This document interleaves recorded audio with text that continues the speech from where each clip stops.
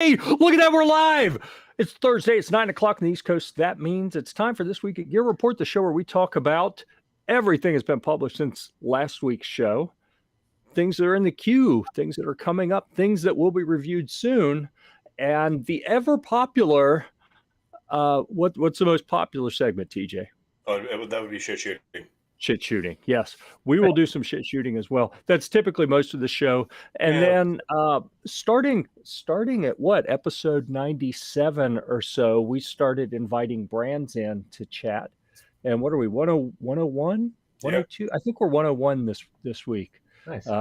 So if you want to know what the show's all about, you are 100 episodes behind already. So that's going to take some serious binge watching, but I believe in you. You can do it. Let us know when you catch up, and I'm not going to give any spoilers along the way, except that TJ got a new title in episode 97, I think. I'm not going to spoil it and tell you what that title was. I'll wait for the business cards to come out, then I'll show everybody. Shit, I was supposed to order those. I'll tell you why I didn't order them. Something neat happened today. But first, as usual, we're a minute 20 in. We like to wait till we're about the 5-minute mark before we do introductions for everyone to give time for the notices to go out. We're on like 6 that many different platforms. So there are notices going out everywhere that we have a live broadcast going. We'll give a few minutes for people to get here. I'm not going to take my coat all the way off because it's chilly up here, but I will, I'll open it up a little bit. So anyhow, we'll get to, wrong way. We'll get to that guy over there in a little bit. We're not ignoring him. We're just going to tease you. There is a little teaser on the screen already to tell you what's happening here. Let's see. I'll tell you a little story. While we're killing time waiting for people to show up, I'll tell a little story while we're going through and looking at Flying Rich overachieving with the appropriate number of yo's. We really appreciate bringing your A game. That's good. Where's TJ? He's right under your graphic, Rich. Yeah. Let's see. Waiting patiently. That's TJ harassing me because I was late. Yep. And people complaining that I was late. All right. We're going to skip all the still waiting. He doesn't know who I am. There's like one person who doesn't know who you are. Oh, look at that. Another rare Honcho Fett sighting. Whoa. He's been around lately. He has. After like almost a year of barely showing up, Honcho Fett has been popping in more frequently recently. Right on. Okay, so the story before we get to the introductions as to how I got off track today. Before publishing not one but 2 articles today, before that happened, I'm a scout leader. I was working on the monthly newsletter for my scouts because we have some big events coming up. And I almost had that done, ready to send out, and I get a phone call from a movie studio looking for military vehicles. And that's one of my other things, right? So I've got like 5 or 6 different areas that I do things in, and military vehicles is one of them. So I ended up spending an hour and a half or so talking to a bunch of friends and assembling a harem of probably 10 different military vehicles and military tents and things that they can use for set dressing on a movie. I don't even know what the title of the movie is, but the theme I thought was very intriguing. I think this is going to be a winner. It's a military action movie based around the premise that in a secret lab they have created a werewolf. And yes, that's kind of what I said. So anyhow, it just hasn't got out yet, Jeff. Well, I think that's what happens in the scene. Yeah. Mm-hmm. Yeah. Well, you didn't say it was shot in Wuhan or anything like that. So, okay. Of course, I just got the show banned for saying that probably. But that could be it, Tacho. I don't know. Ernest goes to, and I should probably. This goes to you, Craig. That's pretty funny. I don't care who you are. That's good. Yeah. There we go. So anyhow, it could be, this may change the plans for next week. So next week, I think all of us but Travis are going to the gathering, the media/public shooting range event that Palmetto State Armory is kind of organizing, and they're going to have 40 brands or so there. And so the big deal, I mean, I've got the Humvee that I've put thousands and thousands of dollars in to take to events like this. And now with the diesel prices the way they are, I'm like, crap, this is going to cost too much. And then the studio calls up and they may need the truck during that time for this movie. So I'm like, maybe instead of spending $350 on diesel for this trip, I'll go make, $500 or $1,000 by putting my truck in a movie. So Yeah. I don't know. Are you to take the Prius, the tactical Prius, or are you going to take the van? I think I'd have to take the van. I'd like to take the Prius, but I have to be able to take a big ass tent, and I don't think I can fit one in the little Prius. Also, it'd be a fun video to watch. It would, yeah. I'd have to strap the machine gun to the top, and that would get some weird looks. So we may also have. I think Alan's riding with me, and. No. And Randall told me today I may have Junior traveling with me to this event. This may be the first time he actually goes to an event with me, so this could be fun. JJ, is he, I guess, driving himself then, I guess, or what? Yeah, because he has a golf tournament he has to be back for. Yep. Golf. I know. No one has mocked Snob yet, so I don't want to be the one. You were telling a story. That's redundant, isn't it? I mean, mocking Snob. I know. Pitiful. You're 3 O's or nothing, dude. You know better. All right. He does it. By the way, down these at Walmart, you guys know how I feel about gummy bears. Blueberry gummy bears. They're just about heaven. Are we supposed to be able to see them? No. Okay. Blueberry all right. So we killed enough time. We've got some people showed up. And yes, exactly. Just like that, Honcho Fett. That's how we do it. 3 O's or nothing. Okay. Okay. So the confused guy over here who's like, I don't know what all this Yo stuff's about. They're just rambling about useless stuff. I would like to introduce him and also make an announcement. We have been teasing this announcement ever since SHOT Show that we were rolling up on the annual renewal date for the sponsorship of this show. And while the relationship with Riton Optics was wonderful, and it actually ended very amicably, you can go watch last week's show to see Jeremiah from Riton Optics came on the show with us. Everything is still awesome there, but the folks at Maxim Defense requested to be a sponsor of the show, and we worked out something that's pretty exciting. So we are moving forward with a new sponsor as of this week. Travis from Maxim Defense is here, not to tell you all the details of that, but rather we're going to do what we usually do, and that is kind of open it up, and we're going to walk through this, and we're going to build out things like, where did the company come from? Where's it going? What are you known for? What do you specialize in so far? Where do you see that evolving? What's different about the brand? And I don't know. We'll see where else it goes.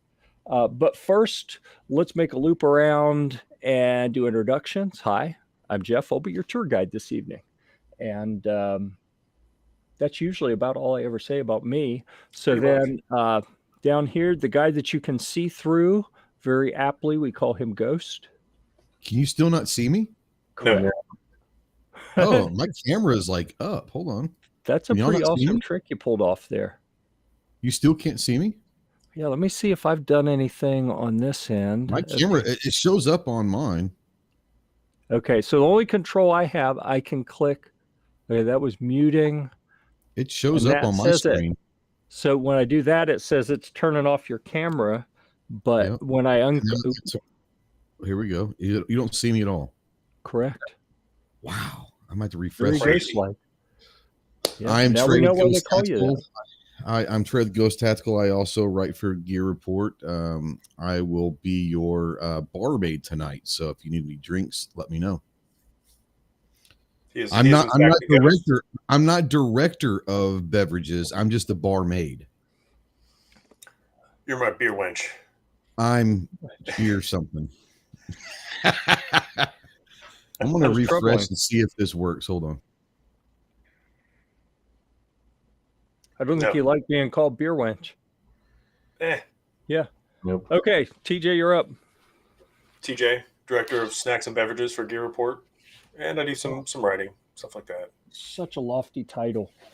It is. I can't wait to get it on a business card. Yeah. And if a studio doesn't call tomorrow, then I will get the business cards ordered. Although Whoa! maybe too late at this There point. he is. He's here and in the studio. Look at that. He's not a I ghost. did I it. thought he was a real You ghost. complained about it last week, and I figured, you know what? I'll go into the studio tonight. How Bringing about his that? A game. I'm Look at bringing that. my D game, which is really all you can expect with a D-list celebrity. You know? Right. That's not a euphemism, by the way. D D game plus is tonight. just like A, B, C, D. It's not. Yeah. That It's doesn't not mean Pornhub or anything else. anything. Right. Okay, now that I made it weird, I'd like you to meet Travis from Okay. Maxim Defense. Man, that's a big lead up right there. Yeah. So what have I haven't written much. I mean, I co-wrote some papers at university in the philosophy and physics department. Doesn't I count. forged a lot earlier in my life. Does that count? There you go. Man, I don't know. I've been working in industry since 2012, so 10 years this year. Gunsmith all right. for 10 years. I worked at Gemtech for 4 or 5 years before we got bought by Smith & Wesson. Worked there for a year and then Wow. moved here to Maxim. Huh. Yeah, it's a good time. Yeah, it sounds time. like it. What is my job title here? Guy who works here. Yeah. I love it. That is awesome. I work on the R&D team. So Mhm. I'm an engineering type. I'm not an engineer. My education's in physics, not engineering. Mhm. So I don't, I guess my title is just part of the team, right? I just felt a lot dumber all of a sudden. No. It'll be okay. Have another crayon. I'm You'll get I'm over it. just a physics major. Yeah. Yeah. I think Dave at Maxim, when he was telling me about Travis, I think he called him the silencer wizard. I can't remember if it was silencer wizard or suppressor wizard. I just don't remember which term he used. It was one of those two, definitely. Right on. Yep, it's a good time. I just love cans, man, and I love the silencer industry. The man, there's a guy who works at SIG now. Used to be AAC back in the day. John Hollister, Mhm. bald head, big white Mhm. beard, great Yeah. man. When I met him a long time ago, he was great. I was in the booth at Gemtech. This SHOT Show, like maybe 2017, I think, is when I met him, and I was new to working SHOT Show in that capacity, and he comes up and he's like, "Look, man, young blood, like you don't got a posture, everything's cool. See, the gun industry is small, the silencer industry is smaller. Don't be a dick." And I Yeah. was like, okay, it's not the Bloods and the Crips, man. Like everybody's cool. I like Surefire cans. I like Knights cans. I like our cans. Like there's not much out there that's not cool unless it sucks. And most modern suppressors are good. Like really, the competition is stiff. So and the ones that aren't, we don't even mention Rebel Silencer around here. That's all I'm going to say. Well, if they're not, they don't even stick around very long, so you never really hear about them. Oh, I mean, man. they're gone. Yeah, buddy. Okay, so let's define who is Maxim Defense Industries. Let's start there. Yeah. So who are we? Where have we been? Where are we going? Maxim Defense started, I guess we're on year 5 or 6 as a company. I started here a little over 4 years ago. It all started with the stock came first. We would know it colloquially as the Gen 6 stock and brace. The stock came first. I was actually working in the R&D team at Gemtech back in the day when Michael Winfeld, the president and CEO, person who started and founded the company, he came to us and he called a guy named Joey who happened to pick up on the phone there. He was customer service. Joey's an awesome guy. Basically, everybody in the entire industry knows him. They were kind of shooting this stuff, and Michael was like, "Hey, man, do you know who?" Or no, Joey. This was Joey talking to Michael. Joey at Gemtech. He says, Michael, do you know someone who makes a PDW brace that doesn't require a proprietary bull carrier? And Michael's like, no, I do not, but I can make one. And poosh, there goes Maxim Defense. And that's stock right there. And then Michael teamed up with SB Tactical for the PDW brace. So our brace has some unique features. It has the rapid deploy, so you can just pull straight out. You don't have to depress any of the buttons or the locking feature. You can just rip and pull. And it went from there to stocks and braces for different platforms. We're doing a more narrow one now to kind of blend into our receivers. So stocks and braces, pistol weights, different buffer weights. We're going for that tunability market, the accessorized, build and optimize your system, and providing the widgets that you might be looking for to make this perfect thing, to make it look the way you want it to look and behave the way you want it to behave. And then that sort of naturally led in 2017, SHOT Show 17, to the PDX. So we put this stock and brace together. We made the SCW system, which is we integrated the buffer into the back of the bull carrier, and then we made a really short stock and brace. It's like exactly 4 inches from the back of the receiver to the back of the stock or brace when it's fully collapsed, and then it's got a 5.5-inch barrel, and originally 2 calibers. We did 5.56 and 7.62 by 39. And from there, we made that for a year and a half. And then we started making some more barrel lengths. We did an 8.5 and a 10.3. And then we also rolled out 300 blackout. And then we rolled out the different color, the urban, which is a gray color schema. And man, it just kind of exploded from there. We realized where the holes are in our supply, what we have on the website available to the customer base. We don't have, an 11.5, which is kind of a proprietary thing that's specifically asked for by law enforcement. Agencies have an 11.5 barrel length prerequisite. Huh. And that's actually pretty cool. If you look, Dr. Phil Dater, a guy who started Gemtech way back in the day, he did a report that I think is open source. I think it was published by Chipotle Publishing about bullet velocity using M855 ball versus barrel lengths. And he started with, I think, a 20-inch barrel and then cut it 1 inch at a time. Right. And then 5-round velocity averages, and, all the way down to, I think, 5.5 inches. And you see all these velocity points all over. And there's this really funny thing in 11.5. You get, it's obviously coming down as you cut the barrel, you lose velocity. And then it comes down to 12.5. And then at 11.5, you get a spike. It's higher at 11.5 than it is 12.5. And then it goes down again. There's this weird peak as it's declining. So 11.5 seems, with M855 balls specifically, seems to be this unique kind of golden zone, what they are. So we also have this, because agencies ask for it specifically, and it's sort of the hot zone. It's just this kind of ideal little, maximized performance per barrel length. We made that one, and then the 10.3. Then we made a 14.5 and a 16-inch. We rolled that out this year, and then we did an MD15, which is a forged receiver set, so a lot lighter weight. It's also a little bit more budget friendly for law enforcement and military groups that may want to buy into that. Now, we don't have everything up on the website right now. We're still going through. We're actually rolling out a new website, which cool. all the details for all the product information, all that will be in there. But as you know, with the website development, when you're doing it from scratch, it takes real time. Yeah. So it's going to be a minute till that's up. But all of our social media, like on Instagram and Facebook page and stuff like that, we get pretty good images, and there's some really good videos from SHOT Show also that covered all the product that we launched this year. That's not fully fleshed out on the website yet. Right. So that's the stuff that we're doing. We also rolled out it was a crazy year at SHOT Show this year. We rolled out the MD11, which is an AR-10 platform with the upper receiver that's compatible with the Knights SR-25. We rolled it out in 308 and 6.5 millimeter Creedmoor in 3 colors, the same 3 colors you see in these here. And it only ships with a proof barrel. So There's no question. That was the first question on everybody's table when they say, "Oh, you're going to do an AR-10. Cool story. Where'd you get your barrels?" Yeah. That's really the only question, right?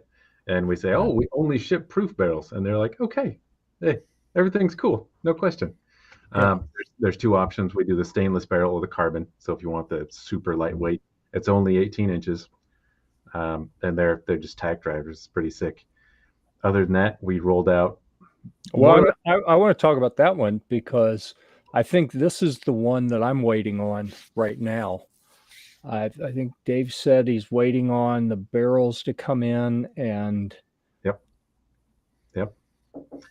We got everyone that were industry partners and sort of other folks in industry. They were a little concerned when they were hearing that we were getting proof barrels. They're like, "Whoa, what do you mean you're getting proof barrels? Like we asked for those 18 months ago." yeah, I'm exaggerating, of course. We asked for those months ago when we haven't got them, or we've placed an order and we're back at the line, and all of a sudden we're getting them like super fast. Well, we're not like jumping the line or any, but from other, because other companies also ship with proof barrels, not just AR-10s, but like AR-15s and bolt Right. guns, stuff like this. So we made our way. We've had this dialogue going for a long time.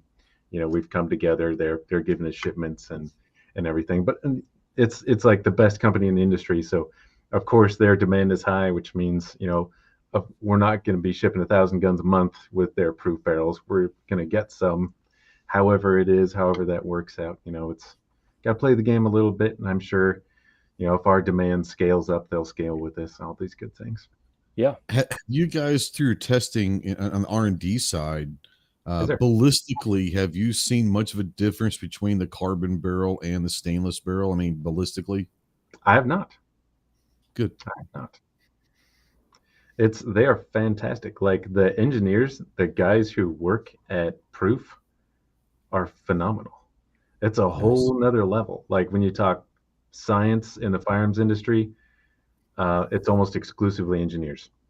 And we got to remember STEM, the acronym, right? Like science, technology, engineering, mathematics.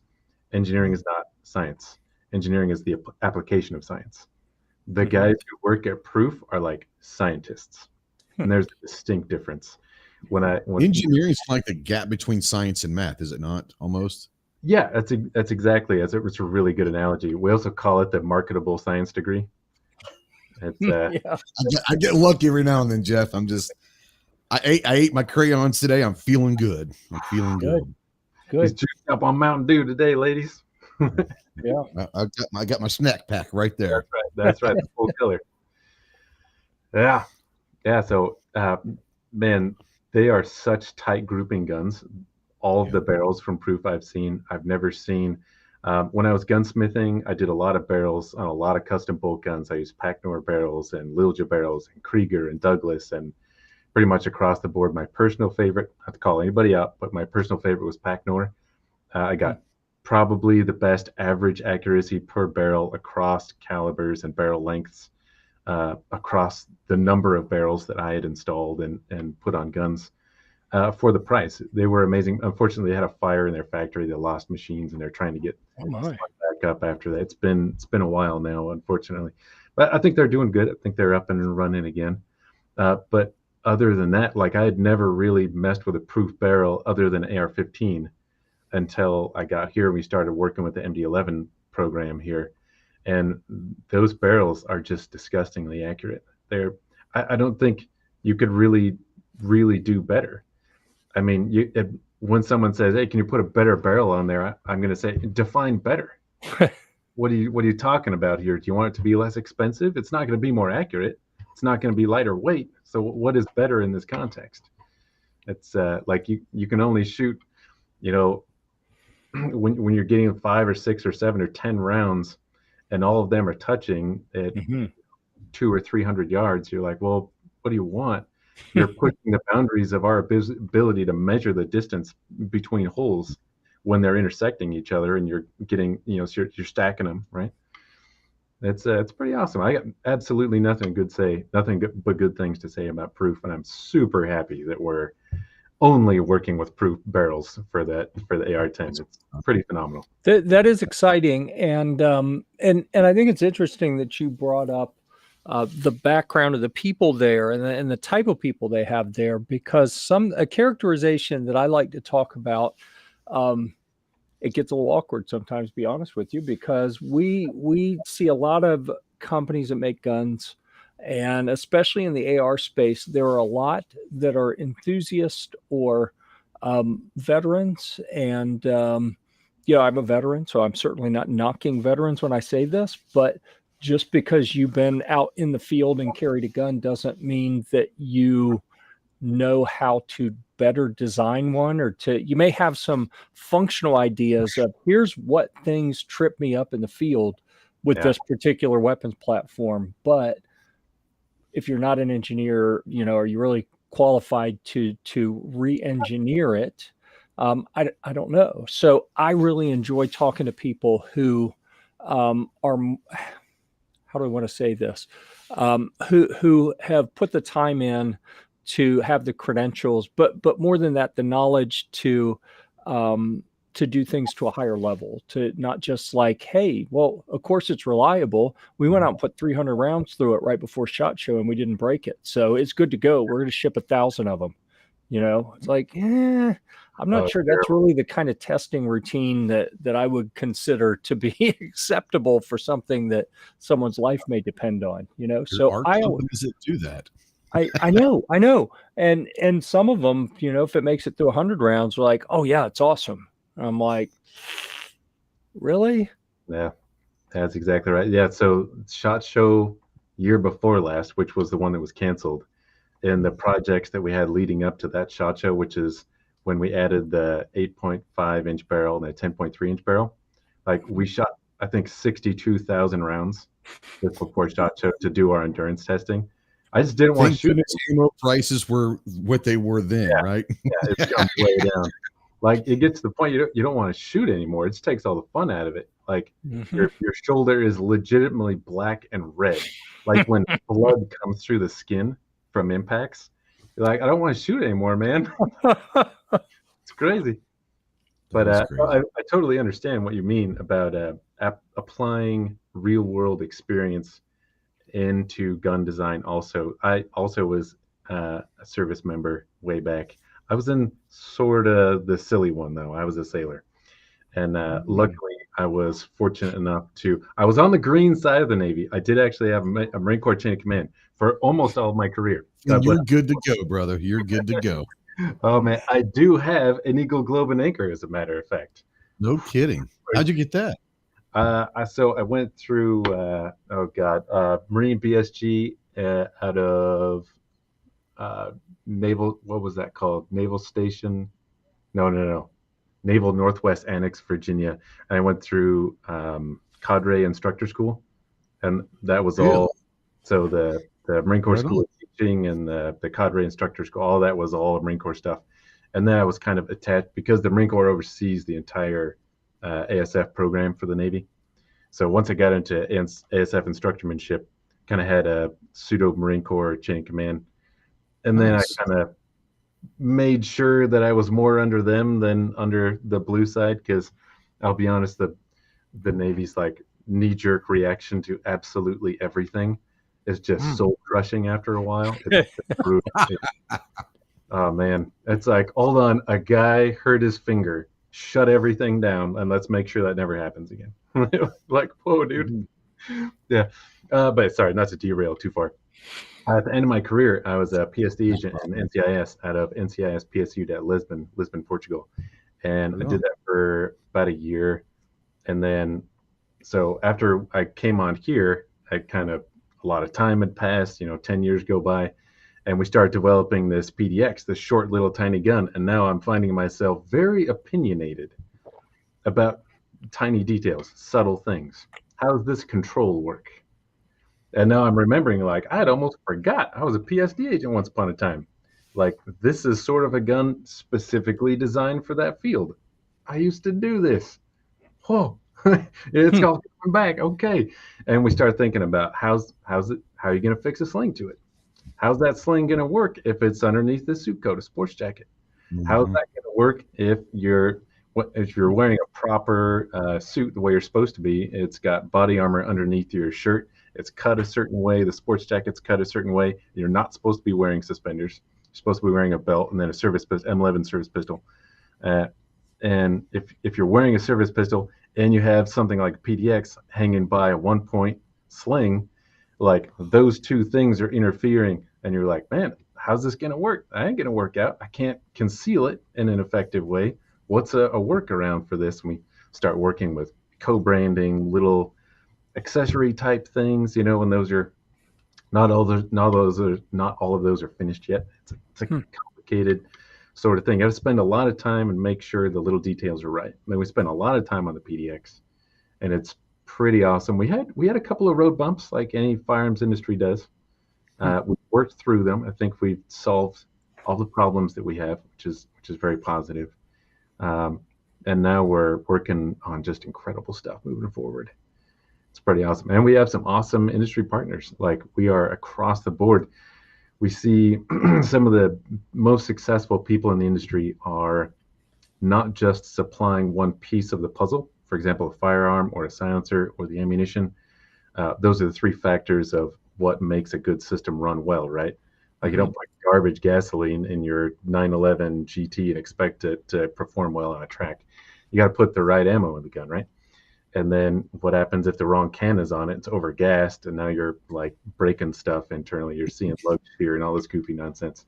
You got to control all those things. So now we're getting into ammunition. We have short barrel optimized ammunition. We rolled out a silencer line specifically optimized for our ammunition and our guns. And when you put those things together, and we look at the high speed, and the bolts are they're behaving exactly the way you want to. Not in a good way or in a great way, but in a perfect way. Because we have complete control of the entire system, and that's not a lot of things that a lot of companies can say. And it's expensive, and it's hard, and it takes a long time, and there's supply things. Man, the Rona has upset the entire manufacturing universe. Yes. So not everything is perfect. The ammunition's not always available in X caliber, or we've got this gun available, but not that one in this caliber. So, supply chain issues across the board are a little tricky, but once things do eventually normalize, and I have confidence they will, man, like Maxim is a heavy hitter. Just not everybody knows it yet. Mm-hmm. It's pretty awesome. Like, right now we're just kind of staying in the background, like observing things, right? Like, so our discussion at SHOT Show was really eye-opening. And we had talked a little bit. So last January, TJ and I went down to South Florida to the Fire Expo, and we saw Michael and Dave and a few other people down there, and shot some videos with. I guess we shot the videos with Casey mostly, and then. So he gave a lot of background on some of the things he works on, and that was kind of neat. But they seem to be more kind of natural outgrowths of the type of things that the original brace was designed for. So evolving that from a brace into a full weapons platform seemed to be more the kind of things he was talking about. But then, so we get to SHOT Show, and you were in Canland and had, what was it, a 249 on the table in front of you or something? And 240 Bravo. Yeah, it was awesome. 240. Yeah. I knew it was something like that. Beautiful. And a wall of cans behind you. And we hadn't really gone down that path yet. So, I mean, we know you started with the brace, you went into the small firearms, you're expanding into some of the other platforms.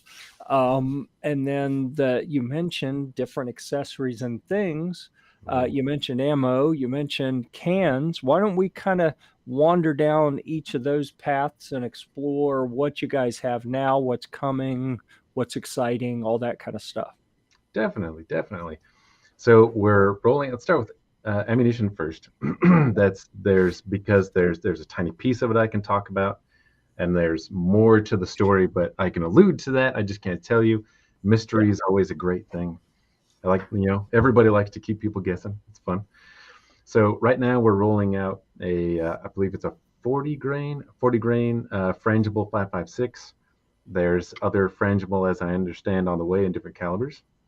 It's pretty good stuff. It's safe to fire at steel from a distance of 1 meter. Wow. I don't know a whole lot about frangible, but I'm not sure that's consistent across everyone who makes frange. That seems awfully close to me. But I've done it. I've done it in person. Pretty awesome. We've done high speed with it. It's coming apart pretty well. It's looking really, really good. We've got great, and one of the great things is we're developing the frange with our guns, with our cans. So when I was at GemTech back in the day, you were specifically not allowed to shoot frangible ammunition through cans because it would wreck cans. It would absolutely destroy them. I mean, we had a lot of customers on the order of 50 to 70, just that I remember, with absolutely destroyed bulge tubes, real bad, just no way to fix it cans because they shot frames through it. And we're like, I'm sorry, guys. Like, did you read a manual? No, I don't blame you. The reality is nobody reads manuals, unfortunately. Wow. Myself included. I'm guilty also. But in general case, yeah, frange can't be shot through cans, but we're developing our cans specifically with our guns and our ammo with our cans and with our guns. And we haven't had any problem yet with any of our frange, any of our cans and any of our guns. And we shot a lot of 5.56 frange. So all of the, I think, I got to double check. I do believe all of the 5.56 that we shot at the media day before SHOT Show this year, all that was frange, and all of the guns were suppressed. That's awesome. And I took the cans apart after SHOT Show myself once we got back. The one that I shot was suppressed, but I wasn't aware that they were frange ammo. It's awesome. Interesting. Oh man, it's cool. So yeah, when we took the cans apart here, we're like, all right, guys, moment of truth. I mean, we've shot a lot, but the way that you shoot at SHOT Show is different. Oh yeah. It's not a rigorous cadence. It's not a certain amount of rounds in a certain time controlling heat cycling. It's this random sort of beast that you can't replicate in a normal scientific sort of setting. And we take the cans apart. Everything was perfect. Not a single problem. So we have very, very high confidence in all of those programs now, and good reason, evidential reasons to support that confidence level. And moving on from the ammo, so we are rolling out some other, I can just say, just very briefly, we are rolling out other caliber and other cartridges I won't ask then. that are not necessarily, right? They're not necessarily frangible. Other than that, we do have our SBA ammo, that's short barrel ammunition. It's optimized for short barrel guns, PDWs and things like that, in 7.62 by 39 and 5.56 and 300 blackout. 300 blackout's 2 grains, a sub and a super. And we're partnering with Fort Scott Munitions for those right now.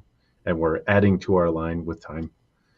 And that's the ammo, Awesome. While we're at a pause point, I just want to warn you guys that I attempted to bring the Maxim website back up on the screen. And the whole browser is kind of half grayed out. So you want me to if I hit escape, it says Google Chrome is not responding. Close program or wait for program to respond. So I'm just going to hit wait, but it may be that I can't do anything else. I mean, it's still working. So as long as it's still working, we'll keep going. But if it just dumps you guys at any point, give me a minute to reboot the system and I'll get back in and restart it. But pretty much he's going to nuke us, Ghost, and then that's going to be it. I'm trying not to nuke anything here, but if it all just stops for some reason, that's likely what happened, and I'll get it restarted. Yeah. Okay. Sorry to interrupt. Hey, no, you're not interrupted at all, man. The dialogue is fluid. Right? That was a good warning. Yeah. Right. Now we know. That's right. Let's see. So moving on from the ammunition, probably the coolest subject of them all, man, is cans. I would tend to agree with that. And talking about cans, just the idea of are they cool or not. I personally think that cans in our culture, in the shooting culture, whether it's sport, defense, recreation, hunting, whatever, cans should be boring. They should be so commonplace and ubiquitous that there's nothing sexy about them, generally speaking. You know, like anything, I'm sure someone will figure out how to hot rod them or make something different about them. But generally, the whole idea of cans should be boring. It pisses me off that it is kind of exotic because it shouldn't be. They're friggin' mufflers, you know? But that's Ironically, that's my soapbox. There's a lot of countries over in Europe that you can't shoot at a range without one. Right. And it's like now you got to go, and it's part of the NFA here, but you can't go to Germany, Belgium, and all of that and shoot on a range without one. It's like, what are we missing here, guys? Yeah, that's absolutely true. It's absolutely true. And man, I don't want to get into like weird conspiracy theory land, but we were almost there. We were almost there. I don't know if you guys remember the HPA of 20 about 3 years ago. Yeah. That it almost passed. Like we were there as an industry. The ASA had huge momentum. The American Silencer Association, almost every silencer manufacturer was backing them hard. We had good political support for that bill, and it was going through. And the day it was supposed to be voted on, the day before it was supposed to be voted, it was supposed to be voted on a Monday. The Sunday before that day, the Vegas shooting happened. And as soon as something like it's such bad timing that it just dissolves the argument. Like to get the momentum back up to it, it's just not really possible. We've got to wait for another bill to come along that does another thing. And it just is what it is, unfortunately. It had a real chance. I don't want to say it was not destined to succeed or something like that, but it had a chance, you know, and unfortunately it never even got a chance now because of that. But but because of the purely coincidental timing of the Vegas event, without getting into conspiracy theories or anything. Although I will say in the last couple years with all this Rona stuff, my batting percentage on conspiracy theories, pretty damn high. I'd be in the Hall of Fame if this were baseball. I'll put it that way. Right. I'd own the Hall of Fame. Yeah. I would own the Hall of Fame. Anyhow, so without going down that road,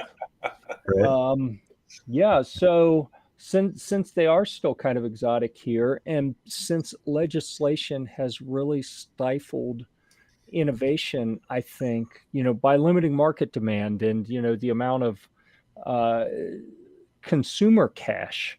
I mean, honestly, it makes me so angry when I look at companies that make cool stuff and they make them for government contracts, and that's it. And I'm not saying that the companies piss me off because they're playing on the field that we have available, right? I'm saying that it is structured in a way that military contracts, government contracts are driving innovation, not the consumer market, which should be many, many, many multiples of the volume of units and cash flow and everything. Like if the consumer market's driving this stuff, the pace of innovation, I think would be exponentially higher. The demand would be so much higher. The throughput would be so much higher. The resources put towards these products. Yeah, but that's not the case. The world we live in, it's the companies with government contracts that have the money to do the real R&D. And am I correct that that's kind of where Maxim has grown the business, is through not just U.S. government, but just, we'll say, through government LEO military type contract stuff? Absolutely, yeah. From the very beginning, Maxim Defense, our modus operandi has been warfighter first, and we've specifically brought people on, actual real employees on staff that are former Tier 1, retired Tier 1 operators. And they have, being Tier 1, they have, okay, if you're going to make a product, it has to fulfill these criteria, like real strict. Let's be real about it. I need it to this. It's got to do this. It cannot do this. You got to live in between. Here's your left and right limits. Go for broke. And talking to these people in person. It's funny because I was in the Navy for like almost 11 years, and I think I saw 2 SEALs in 11 years. I'm like, where are these guys at? And then you go to SHOT Show and there's like 18,000. I'm like, Yeah. Everybody was a tier 1 operator. Don't you know that? it's crazy. Like, what am I missing? Are they hiding in Vegas? Is that where they're stationed out of? No, but it is funny. But man, the having the advice of a person who's a fellow employee who I can call and say, hey, what do you think about this? Is this a good idea? Is this a bad idea? Is this a good direction to go for development? What do you think about this? Anyone who's a good sounding board, who's the legitimate, the real deal, that's something not a lot of companies have available to them, and that's been a real earnest leapfrog for us as a company. And what we have designed all of our project around and based on for has been the tier 1 community first, sort of operators first, and then the things that we develop from them, adapt them into what is compatible with the commercial market. And when we do projects for the tier 1 community, I mean, we're talking like 5 units, right? Yep. These are not guys that are going to buy 18,000 guns. They're going to buy 5. But they're going to be $50,000 guns. Right. They're going to be what they're going to be because the cost of development's not cheap. And then on the backside, we can say, hey, if we like tweak this here and we tweak this there, I think that's a good commercial project. Sure. And it fills a gap. There isn't, project X that's out there available right now. And to what we were saying before, there are companies that make cool stuff and cool looking stuff, but it doesn't really have that pedigree. And I'm going to do the shameless plug here and go out on the YouTubes or whatever video platform you like. We're all over the place. Search for Maxim Defense PDX 300 Blackout interview at Fire Expo 2021. And that is CJ, who I think I screwed up, called him Casey earlier. I know you caught that. I saw a look on your face and I was like, oh, I screwed that up, didn't I? CJ's going to knife me next time he sees me now. That'll be awesome. So you won't see him though. It's okay. Well, right. I won't see it coming. Yeah. So check out that one and Maxim Defense Origins of the PDX interview also at Fire Expo. Yeah. And he references some of that. And I think that if that's all you have is someone with that experience talking about, here's what I want, that may or may not turn into an excellent platform. If you pair that with legitimate engineering and, solid quality checks, you can really churn out something special, in my opinion. That's exactly right. A lot of the things that maybe some of the projects that we need are super laser focused. I need this very specific thing that does this very specific job. And you're like, man, that's not a very useful tool outside of that one thing that not a lot of people need. Mm-hmm. But if I make some little changes to it, I think we've got something. And a little bit of trouble that you run into with that design philosophy is distinction. That's a real hard, difficult hurdle to overcome. When you have a gun that you've developed and it does this, and then you do this special product, and then we adapt that to the commercial market, and then we say, well, that's like 5% different than this other gun that we already make. Mm-hmm. It is very, very different in this one way, but outside that one way, it's exactly, these things are the same. And the MD-15 and the MDX are a little bit of a similar story. The MDX is this, top shelf billet receiver set, fantastic thing. It's this amazing system. And the MD-15, same operating mechanism, same barrel, same bulk carrier groups, same fire control group. Everything else is exactly the same. But mechanically, the parts that matter are the same. Mm-hmm. So if there's this budget-friendly version with a forged receiver set, and for those who know, forged receivers are lighter and stronger, right? They don't have the bells and whistles. They don't have the feature set that your billet receiver set is going to have. But I mean, dude, M16s have been fielded now for like 60 years, and they're great, and they're lightweight. They work really well. Yeah, I've got a Vietnam era M16 that you could argue it was never anodized. That's how worn it is, and it's still solid. Oh yes, yeah, fantastic. You just can't beat. It's hard. It's hard to beat a forged receiver set. And man, our MD-15s. I don't know if you remember them from SHOT Show, but we've done some really nice contouring where the handguard blends into the upper receiver. I'm a huge fan of. I've always been a big fan of companies that had blended the handguard into the upper receiver. That's always stuck out to me. Like gunsmithing, it's all about details. A customer comes to me and asks specifically for a detail. I want it to be this exact way, and if it's not that way, then you broke my gun and you're buying me a new one. Yeah. And like that's real, right? Yeah. The details are everything to your job and livelihood and income. And one of the biggest guns that made the biggest impact on my perception of a good way to do it that's not the mil-spec way was LWRC. The M6 IC back in the day. After they went away from the big quad rail forend, they went into this smooth handguard, and it blends into a cup shape into the upper, and it's beautiful. I've always loved that. And Michael, our CEO, said, hey, we're going to update the MD-15 this year. They are getting an update. So our current MD-15 is like a mil-spec upper and a mil-spec lower. Our 2022 update is sort of blending those things in a really nice way. We'll get the photography out. The website's not up to date. Like I said, that will come and you can look at those images later.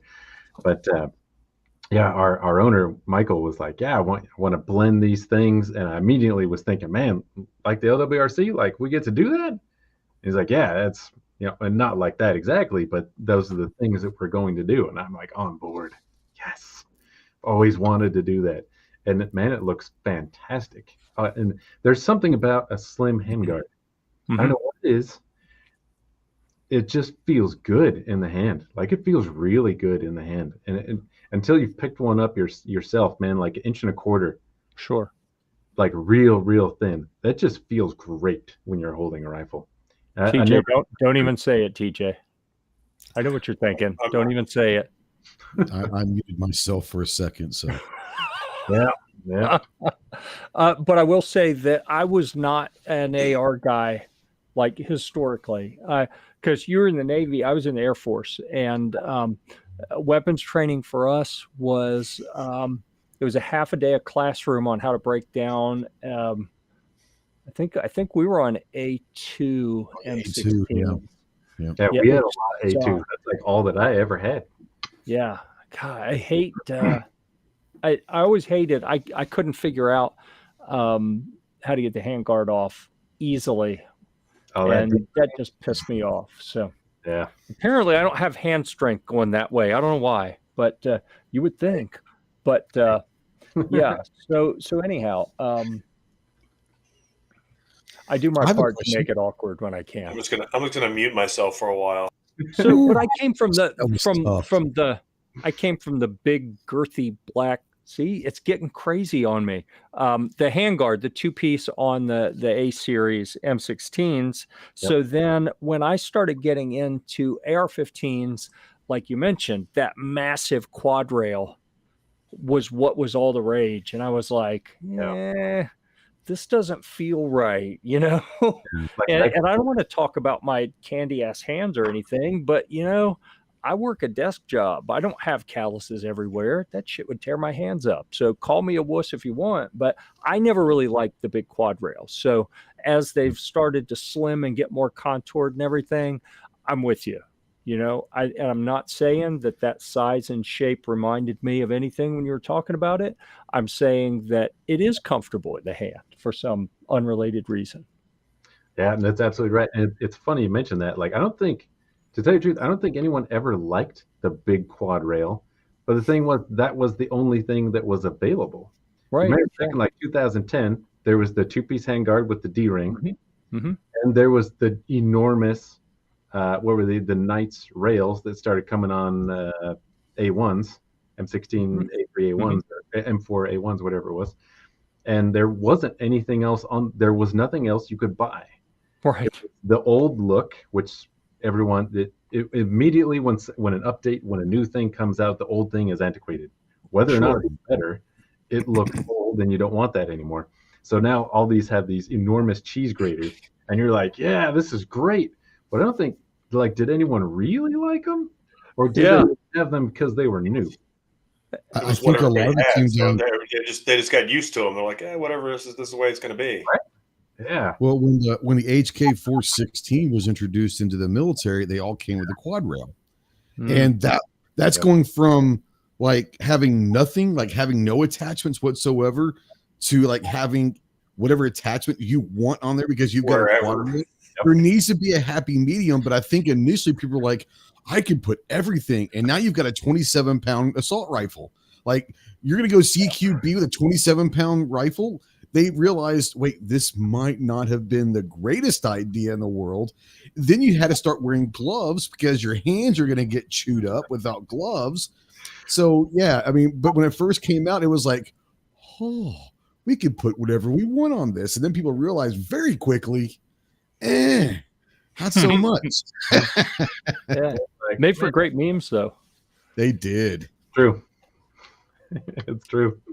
Oh, man. Yeah. Beautiful was the day that the M slot and key mod came out. Yeah. And it is hilarious, the enormous circle that we made right back to the place we started to begin with. I don't know if you guys saw, there was a video from Grand Thumb on YouTube, just to make a plug. The guy's awesome. But he made a video on, I don't remember what it was called. It was about mounting options on the M4 and kind of the giant circle that we've been in. It was an argument about, well, when I'm wearing a gas max, the old, MCU TAC 2 Papa that we used to carry around on our sides, when you're wearing that, you can't look through the way the ACOG mounted to the carry handle. There's all these problems. So let's get rid of the carry handle and just put optic with the specific height riser that we want on there. And then, well, now there's problems with the forend because the laser doesn't line up or it shifts under thermal cycling.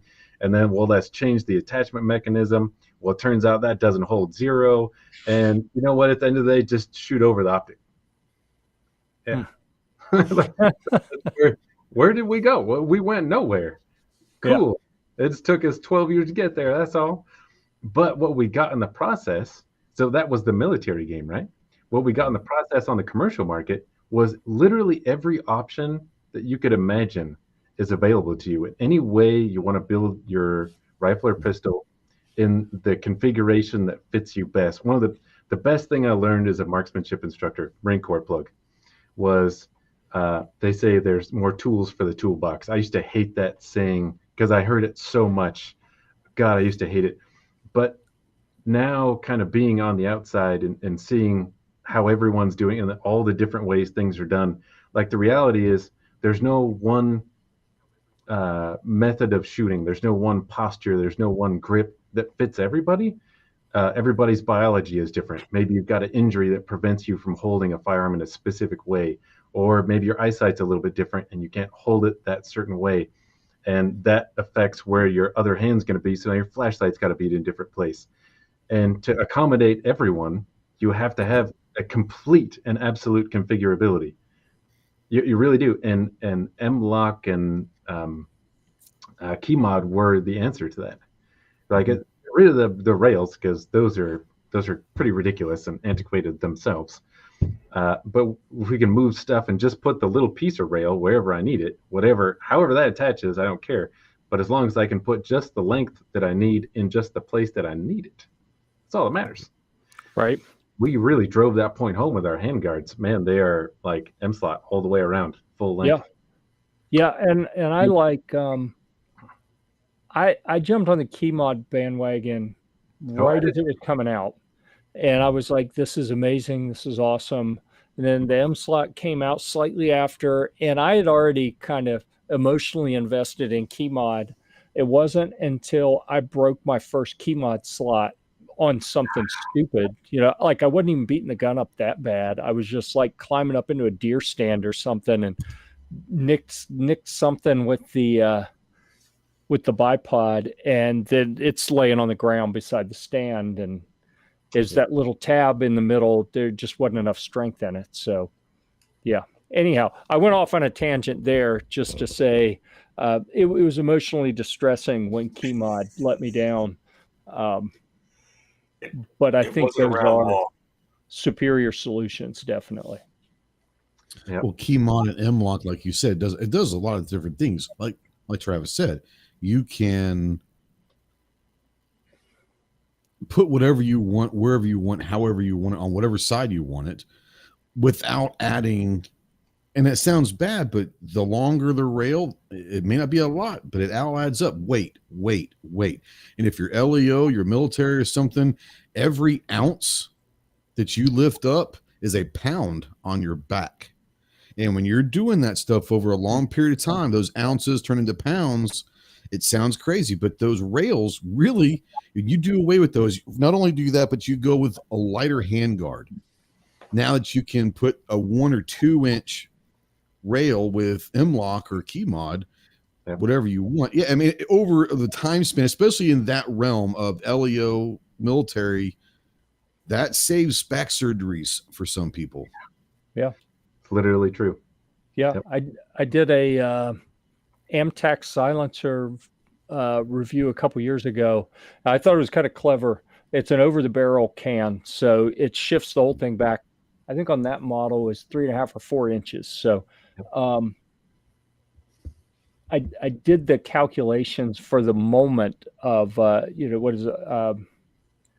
Was it mass times distance is the moment or something? It's the further out something is, the heavier it feels, right?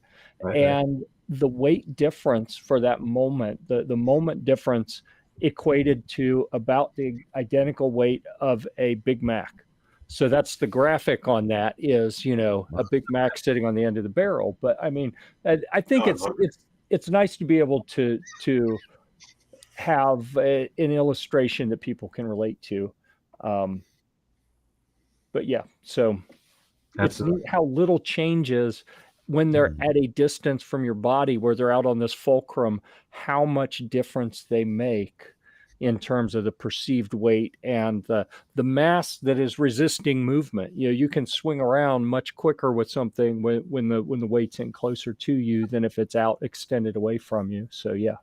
Yep. So Travis, on like the physics side of things / engineering, but the physics side of things, that's probably one of the reasons why there has been a huge movement the last 5, 6, 7 years of the pistol game or the SBR game, is being able to shoot the same calibers and get effective distances, but going from an 18-inch barrel to a 10.5-inch barrel, even down to a 7, 8, 5.5-inch barrel, but still able to get ballistics that are going to be effective at, let's be real, you're not going to take a 10.5, 5.56 and going to go 800 yards with it.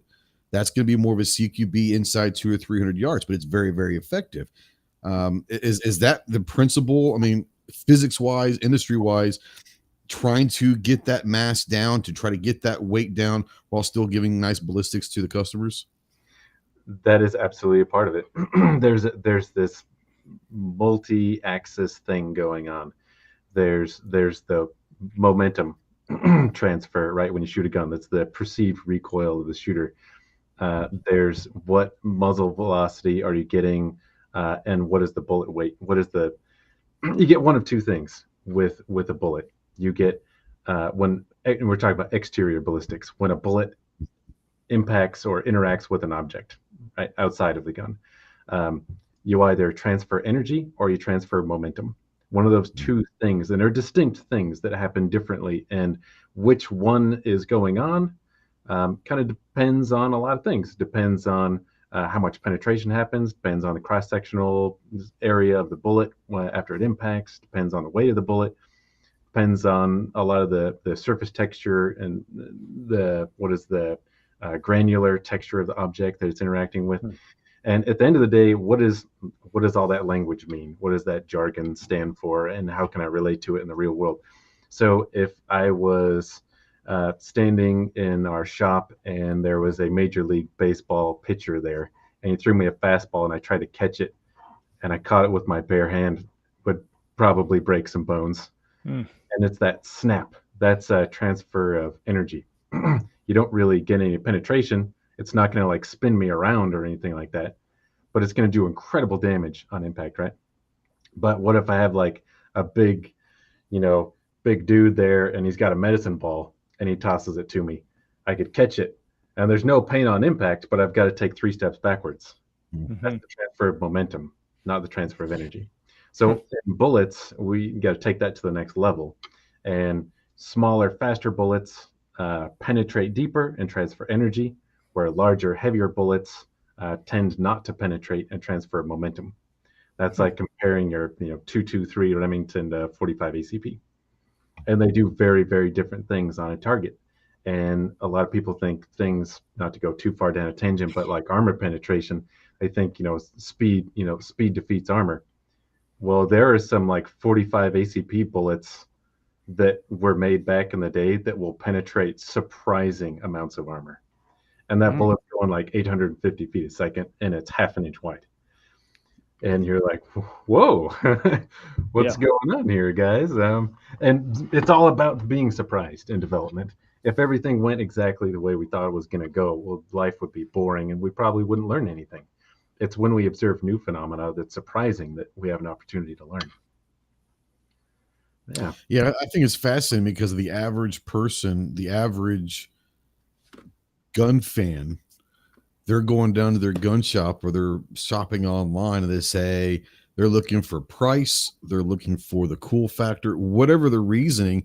They have no idea that this was 2, 3, 5, 10 years in the making with people like you that said, what can we do to make this stand out from the others? But it's kind of cool when you start to hear the engineers behind you hear the sales pitches all the time from sales guys. That's what they're supposed to do. But having a conversation is they listen to you and talk about what goes into designing when you have ballistic, whatever you're trying to get, whether it is energy or you're looking for whatever the idea that you want to put through this rifle. You've got to test all of those. And that's just fascinating because so people out there to understand that when you buy your next AR or AR pistol or whatever it is, understand that there's been years of work on that. Yeah. Well, a typical project is, 2-3 years, sometimes more. It's awesome. So you talked about some of the things that go into that, kind of the multifaceted approach. You want to tie it all together. So why does Maxim have specially designed ammo, special cans, special muzzle brakes, different setups for the actual firearms, and how do they all interact with each other? By the way, I love the name Hate Break. Cool name. Yeah. Like that name. So that name came from back in 03, man, the hard push into the heart of the nasty stuff, man, of Fallujah and all this stuff. We had the hate trucks. I don't know if you remember that. You had like a whole bunch of guys. It was in the initial push into the war effort it was a lot about presence. When you push into someone else's city, the Russians are kind of learning this the hard way. You can't just roll in and then act like you own the place. It's a lot about it was posturing. When we rolled into the middle of Baghdad, I wasn't there, of course. I've heard about it from many different people, and it's more or less the same story. If you're, a guy would, the trucks roll up and like 8 people pop out and they've each got 2 rifles and a pistol. And you want to, sort of scare people into submission because you don't want to fight if you don't have to. And we're like, man, guns are scary. Lots of guns. Put them all on the truck. They called that the hate truck. And we made the hate break. But it was also sort of a double entendre. So when a 5.5-inch barrel 5.56 is brutal. Yes, it is. I have one. Rattle the teeth, brutal, man. Like you're gonna feel it tomorrow when you shoot this thing. And the hate break is a muzzle booster. It's also sort of a linear compensator.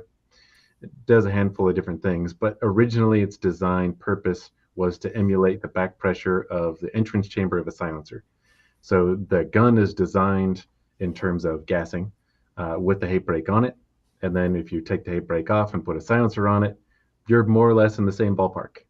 And if you take it off, then maybe it's going to be undergassed a bit. So it's supposed to have one of those 2 things, the hate brake or a silencer. That was the original design intent. ATF kind of fought with us a little bit. They said, oh, that's that hate brake there is a silencer. better figure that out. And we said, no, it is not. And they said, well, according to these definitions. And we're like, well, let's look at those definitions. And I think we've got it all resolved now. But anyway, there's some little deeper peek into what's going on in the industry there. Everything's cool, but the hate brake is a very cool muzzle device, because the bulk of what it does, aside from being a muzzle booster, is it gets a large cross section of the muzzle energy, the pressure wave, if you will, away from the shooter. Mm-hmm. And if you go into, we have a little 1-lane shoot room here that we use for all of our test firing and stuff. If you shoot a 5.56 with like an A2 flash hider on it or a muzzle brake, those to me sound about the same in a tiny room. Mm-hmm.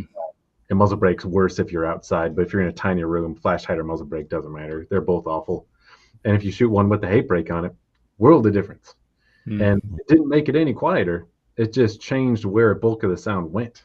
Like if you put a matrix of microphones, sound microphones we'd use for silencer testing, put them above and below and behind and in front and to the sides, put them everywhere, and then shot, and you add all those things up, they'd sum to the same number with and without the hate brake. You're just redirecting. So it's more intense over here and less intense over here. That's sort of fundamentally the best part of what that is. It's also a really good flash hider. The people of the strange state of California would appreciate that, because I think it could be defined as either a a muzzle booster or a muzzle brake, because it is technically a muzzle brake. There's a chamber and then a back of a cone, and there's force pushing on the cone. So as long as it's not defined as a flash hider, it's legal in California. So being a muzzle booster, it's fine.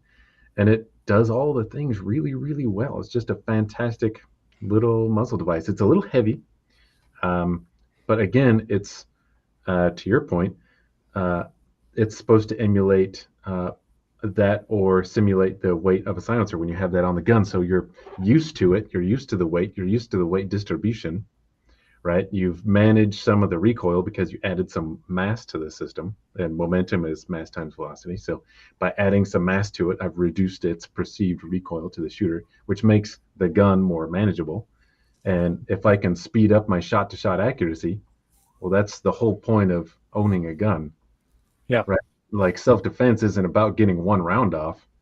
It's about gaining control of the situation, and that might mean 5 rounds, or it might mean 18 rounds. And the faster you are and the more accurate shot to shot, the less rounds it's going to take for you to gain control of the situation, whatever that situation may be. So it's managing the system, getting the weight distribution correct, managing the recoil impulse of the gun, making it not jump as high, keeping the muzzle level when shooting. All these factors all bleeding together. And then the ammunition being a major part of it. Like I mentioned earlier, we have this SBA ammunition, short barrel ammunition. So it's optimized specifically for short barrels, and it's tumble upon impact.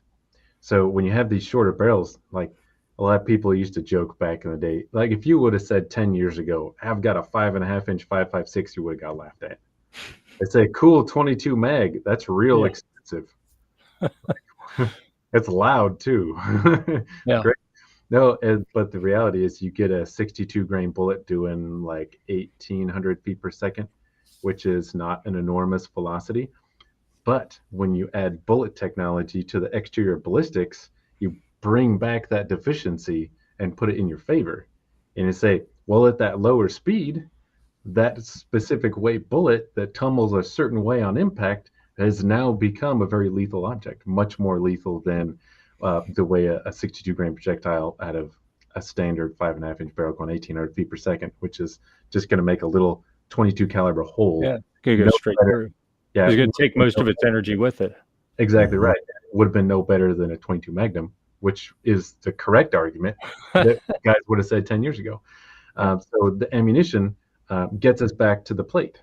Here's this weird thing maybe that's not so practical, but hold on, with this ammo, now it is. And now I've got this short thing that's concealable with the right equipment and with the right training. I can use it effectively, and I can my shot-to-shot follow-ups are accurate and expedient, And now my exterior ballistics are lethal because of the ammunition.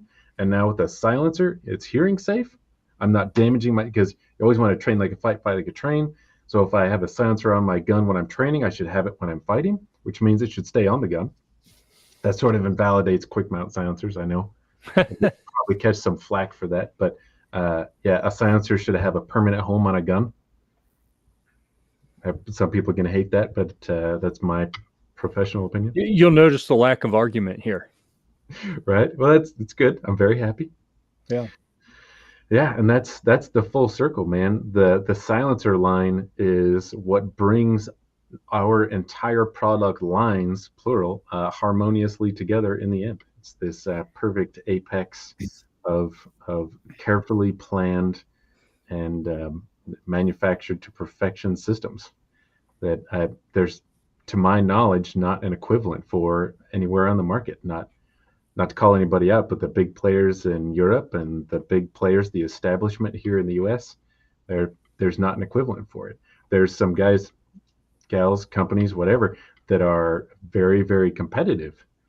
But I would take the Pepsi challenge any day with the week, and I've done it in person, and we're not losing, and not by a long shot.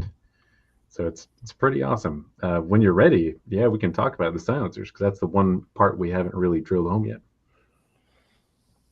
I want to hear something from TJ because he's fulfilling his main role of being the eye candy on the broadcast, but that's what I do. Hasn't contributed a whole lot outside of that. So you were there in the booth. You saw a lot of this is you know, knowledge that I didn't know. You know, I'm not a physics guy or anything like that. So I'm just you know. I was texting TJ, said I've never been interested in the gun stuff. It's like, this is like crazy interesting to me, and I'm not smart enough to understand it. I'm texting with TJ going, this is really interesting. I'm just gonna, because but when Maxim, when I first saw Maxim, the thing I noticed, I'm gonna throw it out, you might hate it, was that they're more aesthetically pleasing than any of the other ARs that are out there.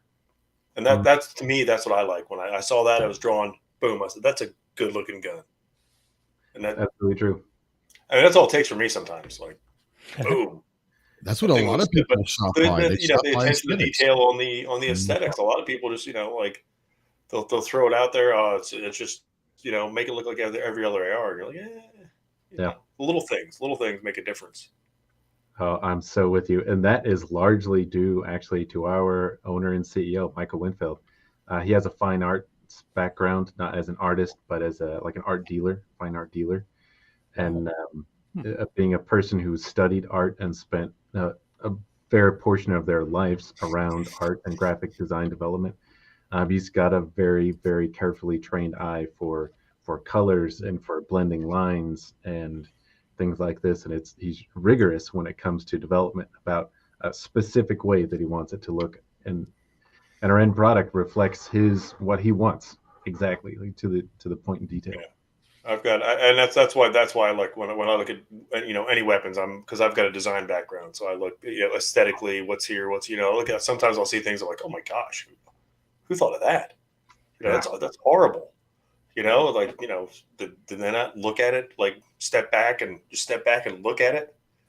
But you know, the PDXs and all those, I love they all look unique. So you combine this kind of next level aesthetic with some of the technology that you're talking about, functionality, and I'll be honest with you, before spending time, like, I've known Michael since 2016, I think. I was interviewing John Paul over at JP. We were at the NRA show, I think, and they were like 2 booths over around the corner, and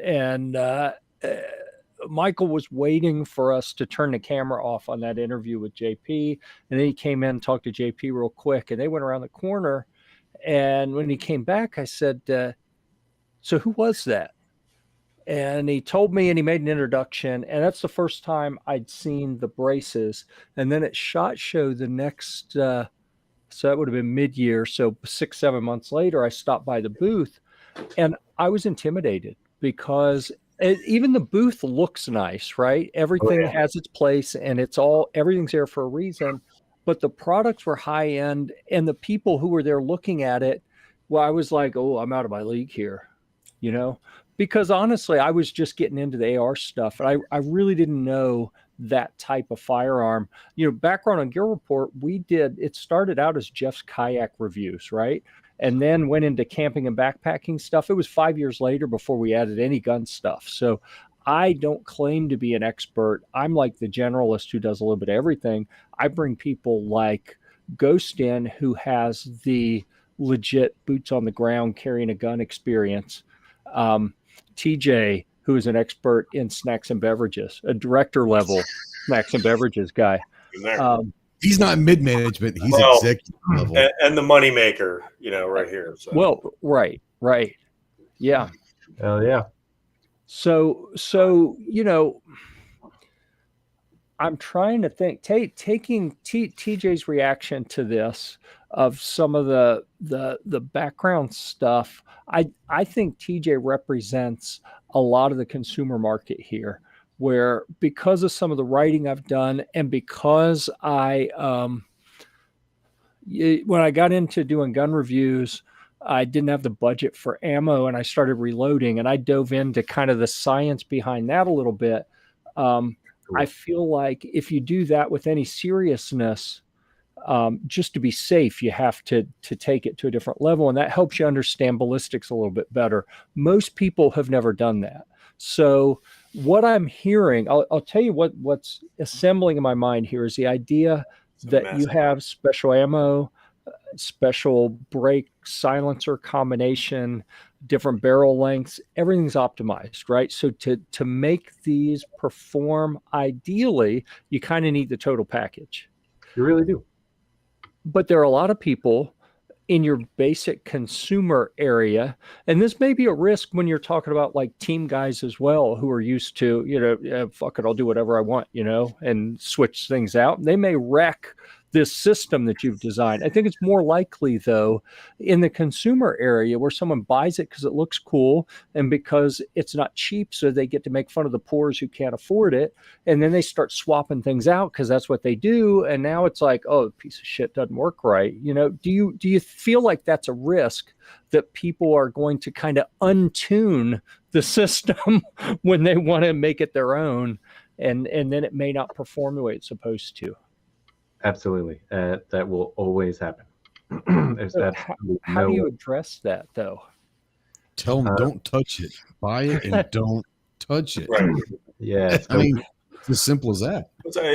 Especially something like that, where it's, you look at the price range, and it's like you're paying for all the research and the testing and all that went into that product. So it's not like that's why it's priced where it's at. You've got to. It's earned that price for it. So it's there. Leave it alone. This you're is what it literally is. buying. Best it's gonna get.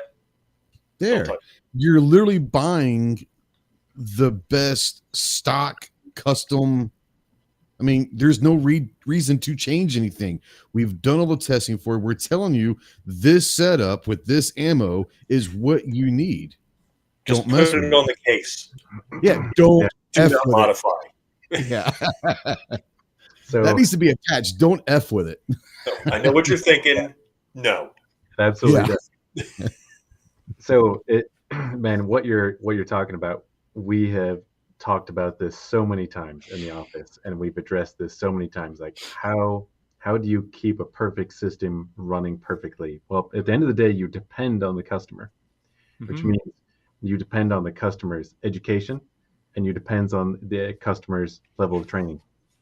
And at the end of the day, we tried in the beginning to solve it with the manual, and that's a problem. Most people, I think most of us would agree, do not read their manuals, and that's been a hardship to overcome. So we're trying to tinker with manuals. Like how can I make this sexier? How can I make you want to look at the manual and make you want to read the manual when you don't want to? And at the end of the day, like, we're lazy creatures. That's why I struggled to put my first, when I bought a Steyr AUG like 10 years ago, and I took it all the way apart, and I was like, man, how's this one part go back together? And I had to get the manual out, and I was like, Man, there's a lot of pictures in there. That would have helped when I was taking this apart. Whoa. Right. Well, so what we did in our manual here was we put, and this is going to be some controversy here. We said it voids the warranty if you change things that we say don't take this off. Beyond the field strip, and we show you exactly everything you have to do to solve or fix or clean anything. And if you take it apart beyond that level, you're voiding warranty. And Simple. it's simple, it's cut and dry. Not everyone's going to love it. You know, there's going to be customers that call up and say, hey, look, man, I just want to put a different bolt catch on it. Is that going to void my warranty? And we're like, man, let me tell you, like, I sympathize. Sometimes you want a little different shape of a whatever, and that part is perfectly fine. I personally haven't tested that part in this gun, and I can't guarantee that that's not going to cause a malfunction. On top of that, we used what's called a thread pin to hold the bolt catch in place, and we Loctite that in because when we don't, it backs out under fire, which we learned during a military trial. Learned the hard way. So we Loctite that, and if you're not prepared for that Loctite to be there, and it's got this 50 thousandths Allen wrench tool feature, and you strip it, now what do you do? Because that thing, if you take the buffer and everything off the back of the gun, you've got this stripped lower, and you have this little thread pin that goes in. It's holding the bolt catch release in place. If that tool feature is stripped out, what do? You do nothing. Yeah. It's over, man. You send it back to you guys and hope that you will do something with it, but probably you won't because you didn't read the manual. You know, you're relying on the consumer. I think somebody who's buying one of those, they're buying it for that, and they're not really gonna, they're gonna throw an optic on it, and that's the best. That's probably the most they're gonna do to it. Maybe Cerakote or something. I mean, that's exactly right. Because they're, they know what they're getting. Yep. They're like, that's it. I don't mess with it. I hope. I wonder if what do they call them? Like a quick start card. You know how you unpackage something? It'll have the manual, right? That's thick. Yeah. And then it has like the little card that just has something on it. Like that's where you put the don't F with it or something. Yeah. The systems are designed to work together. If you change anything, it's not going to work right. Yep. But that's common sense, though. I mean, it was designed to work a certain way, but the average person doesn't think, well, if I change this, it won't change anything. Well, I was in the Air Force, too, so I can read, and that changes the dynamic. Need pictures. I need pictures in the manual, many pop-up pictures if possible. That's what I'm talking. That would get a lot of attention. I'd say, well, you can actually do. This is legitimate. Look at those. I'm not trying to be. Yeah. Oh, yeah. I would. I'm not trying to be like a smart ass in this. This is actually maybe do a video of shooting said gun, whatever it is, from you guys, having someone where you're just showing a bunch of people love watching people shoot guns and all that, but the audio is going over the key points of the manual. So people are watching a YouTube video of shooting guns, but they're hearing the high points of the manual, so they don't actually have to read the manual, or they won't read the manual. That might be a way to get the manual, the fine high points of the manual to people. I don't know. I like it. I don't know. I like it. Simple. It's simple. Yeah. I wouldn't look at the manual anyways, but I wouldn't. Like I said, I wouldn't mess. I wouldn't mess with it with anything like that anyways. Yeah. Well, that's what I'm saying. If I'm buying a Maxim, I'm not messing with it. I'm putting a dot on there, and we're rolling. You know? A sling and a dot. Let's go. Yeah. Absolutely. So, and that brings up another point. We talked about silencers, and we talked about how we're dealing with things. So one of the things in the manual says, don't take the hate brake off. If you take the hate brake off, it can void the warranty. And then we say that the hate brake emulates the suppressor, and you can use Maxim suppressors with the guns. Now, what is the customer supposed to do? It's a little tricky. And the reason for that, we're in a little bit of a sticky situation because the hate brake is installed with 40 foot-pounds of torque on a taper. So getting that off is, if you don't have the correct tools, that's non-trivial to get that off. and you have to hold it in a supported vise with like a reaction rod equivalent. And you've got a breaker bar and a 1/4-inch drive, and you put your shoulder into it and it'll pop off. But if you don't have those correct tools, and a regular person doesn't have those tools. I know that. I didn't have a vise at my house for a very, very long time, and I had a lot of guns. So what was I supposed? I couldn't have done it. So what would I have done out of desperation? I probably would have grabbed it with like channel locks. That's the real world, right? Like I'd have got it off at the end of the day. Pipe wrench and channel locks. Yeah. That's right. It would have happened. Whatever. And now I've got this mangled thing, and the customer is saying, "Man, look at this mangled thing. I want to whatever." And it's like, man, I'll work with you here, but you gotta read the manual, follow the manual. And the reason I do actually want to hit on this real quick. So when I worked at Gemtech back in the day, we had a little bit of an arms race argument with a lot of different manufacturers that kind of went different directions, and it was about, I've got a customer here who's got X gun and it's got Y suppressor. The suppressor you made, and it broke, the gun broke. At the end of the day, who's paying for it? Is it the gun manufacturer or is it the silencer manufacturer? And that's hard. The ammo. Yeah. What was the ammo? Right? Like, dude, who's at fault? And we were a super kick-ass company at Gemtech. We were kind of a no questions asked. Like if you were in absolute negligence, broke a silencer because you got some weird thread adapter and you shot 45 ACP through a 22 can, we'd still say, okay, I'm going to give you a new one at half cost. Like we're going to work with you. And that's the worst case scenario. A lot of times we just bought them a new can and paid for the tech stamp. Like we were an awesome company back in the day. Wow. And, another company kind of spoiled that. Anyway, that's neither here nor there. But when I came on here at Maxim, there's this dialogue.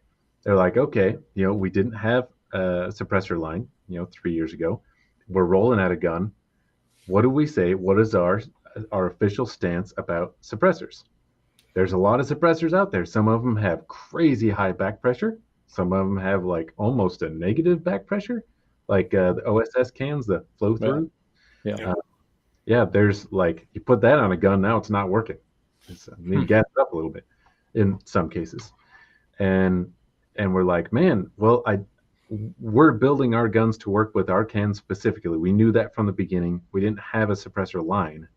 So we said, I don't want, I'm not saying me, I'm saying us as Maxim. We don't want a customer to put a suppressor on it that is going to cause damage by making the back pressure too high, because a 5.5-inch barrel, and we were only selling the PDX at the time, this is 2-3 years ago.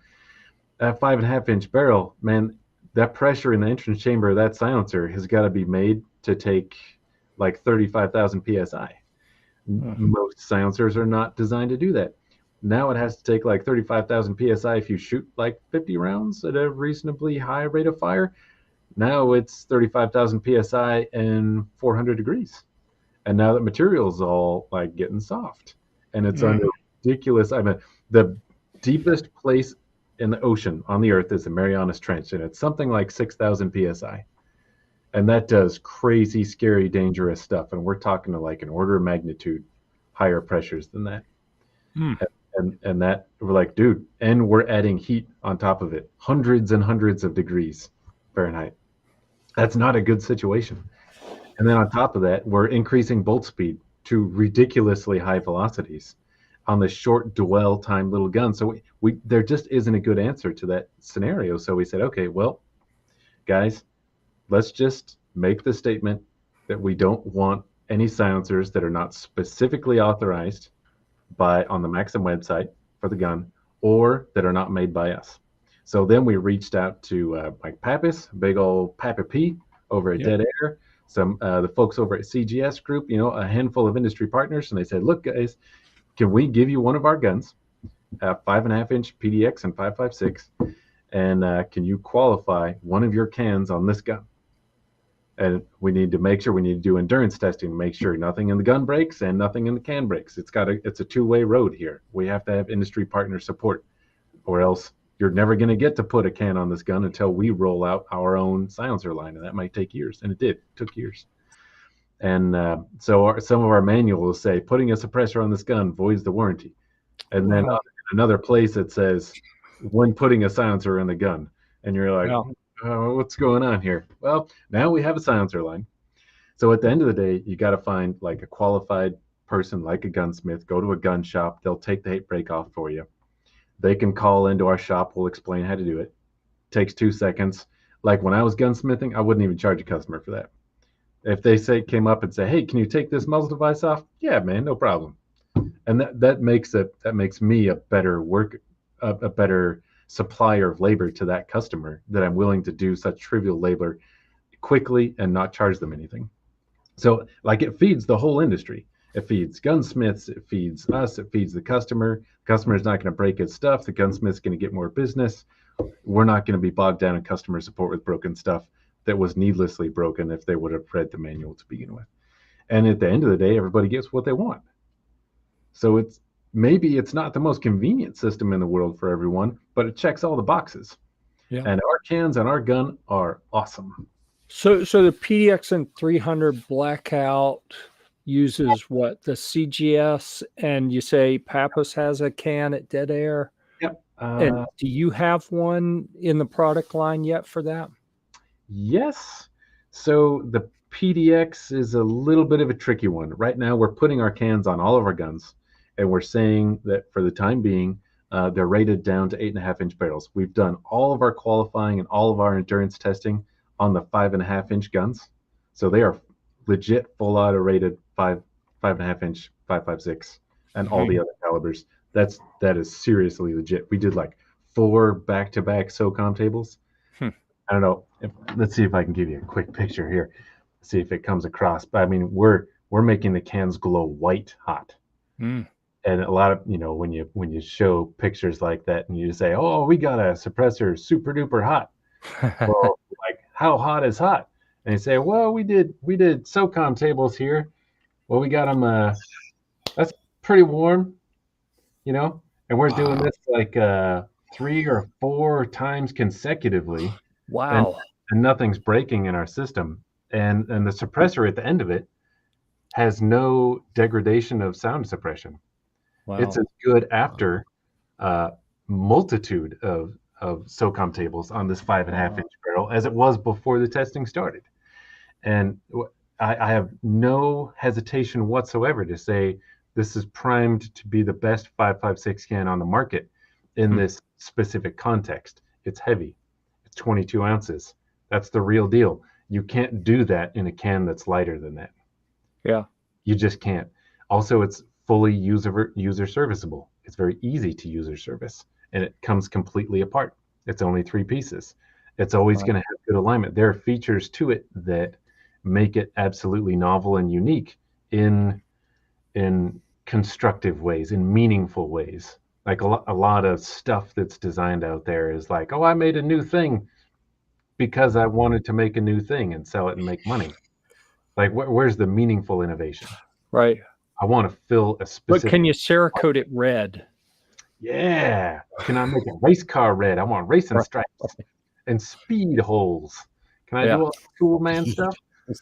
Right. That's awesome. Of course, I'm laughing at that. If you gold plate it, though, I'm sure some sheik will buy a whole box of them. Oh yeah. See, now we're talking. Well, titanium nitride, right? Outside of hell out of it. That's right. So our cans, we have this DSXD. We changed the name from SHOT Show. There were some naming convention problem. I want to say problems, but similarities that we didn't want to confuse our stuff with somebody else's stuff that came before us that we didn't know about. We thought we did our due diligence. We didn't go as deep as we needed to, apparently. So we did a little name change and we simplified it. Another customer complaint during SHOT Show was our naming convention was too complex, too many, acronyms and too many letters and the stuff. So we shortened it down, made it more simple. So the DSX-D is the duty suppressor system, direct thread. And then it comes 3 calibers, 5.56, 6.5, and 30 caliber. The 6.5 is specifically for the MD-11. Yeah, if you want to fire lots of rounds consecutively fast, 6.5 Creedmoor, with effectively no round count until you burn the gun to the ground and everything stops working. There's not a lot of what I would consider to be optimized specifically for 6.5 Creedmoor, also full auto rated. So you can't not have, like, there's some fantastic cans out there. They're super ultra lightweight. Your PRS cans. We have a PRS can. It's got a controlled rate of fire of 20 rounds per second, 20 consecutive rounds as fast as you can fire. Matter of fact, full auto if you wanted to. But after that 20 rounds, have to let it cool to ambient temperature. If you stay in that heat cycle, you're never going to break it. But with the MD-11, well, that's AR-10. Man, I got 25 round mags, and I might have a lot of them, and I might want to use them all at the same time. That America, right? Yeah. So let's get after it. Well, the can's got to hold up to that, which means that can had to be the same as the carbine can. So it's heavy. Now you got this lightweight, super awesome DMR / kind of marksman / kind of sniper kind of a rifle, and then you've got this 22-ounce can on it. Those things are a little bit opposite, a little bit antithesis of each other. However, they're perfect together. So I've got no complaints here. We saved the weight to gain the weight back to get the perfect system. I consider that a win. It's better than not having a can. And it's better than having a can that's got this, I can only shoot so many rounds. Or I can make it super lightweight by being titanium. But every time you shoot, especially if you've got nods, now you got these ultra bright white sparks flying out the front. For those of you who have not shot titanium cans at night under nods, it's super not cool. I've my first titanium can. I've relegated it to 22 long rifle. It's a 30 cal can, but it's my 22 can now because back at that point we were doing a lot of work with slide fire and simulating full auto, and I wasn't paying attention to heat cycles, and it's got a nice crack coming up the side, and I'm like, yeah, okay. That goes on the little 22 bolt gun now, and that's all I'm going to use it for. Yep. I'm still wrapping my head around a full auto 6.5 Creed. I want one of those. I was excited. Let's do it. I'm in. I'm in. Right. So I mentioned earlier, and I'm going to say it again because I don't get to brag about stuff like this too often. But that's I think the next one up in the queue. Like I'm waiting on a can for the PDX 300 Blackout, and I think last I heard is we're waiting on a form to clear so it could be shipped, and then the next is the MD-11. And I was excited about that before, but the more you talk, the more I'm like, oh my goodness, come on, let's get here. Come on, hurry up. But I'm also kind of tempted now. I don't want to say it could turn into a post sample gun, but who knows? Maybe at some point we shall see. Mm-hmm. I don't know that I could afford to feed that though. Whoa, man, not in today's market. Yeah, maybe next year. Yeah. We'll have to see. You'll have to watch MaximDefense.com for the ammunition tab on the new website when it rolls out. Interesting. Okay. Mm-hmm. Cool. Well, time check here. Time check here. We, as usual, we book this for an hour and we end up at 45 minutes. I'm always like, oh yeah, we're on track. We're going to wrap up. We're actually going to be on time tonight. And it never fails. The next time I look at the clock, it's like, oh, we're getting close to 2 hours. So, I would like to throw kind of a last call out there for anyone in the comments. Comments have been kind of quiet this evening. I don't know how much of that is that my screen is frozen.